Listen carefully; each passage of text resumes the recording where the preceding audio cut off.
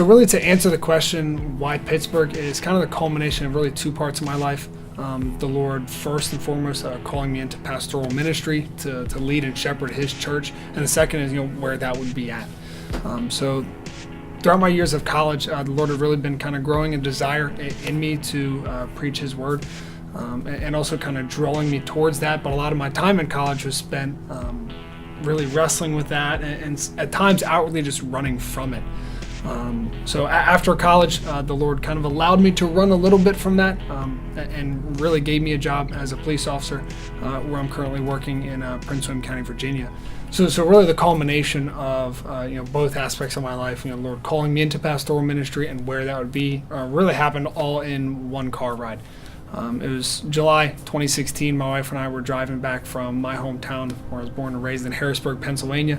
And I just had to start a conversation because the Lord had really been just, over that weekend, began pressing on my heart, just feeling like the place we were residing wasn't home, as my wife and I called it. That it felt like there was just something next after that. And just really me bringing that up, realized that Jess said that she had been feeling that for weeks, and that I was really kind of late to the party on that. I was just waiting for me to come along with what the Lord had been working in her for weeks. So through that conversation, we realized that, firstly, that the Lord was calling me into pastoral ministry now. It wasn't some future event later down the road like we may have initially thought. It was happening now. And then through that conversation, I couldn't get Pittsburgh out of the back of my head. For whatever reason, I've never had any connections there, no family, never really even been there. And it just couldn't shake it and get it out of my head. And my wife Jess was talking, and we were just, kind of brainstorming, just really kind of catch God's visions. Hey, where could He move us? Where could we do this, pastoral ministry thing? And usually when she has this conversation about something about where, usually lists like 3 random places just to say, hey, it could be anywhere. And I hear her kind of going down that sentence train of thought, and she says, who knows, the Lord could move us somewhere like Pittsburgh.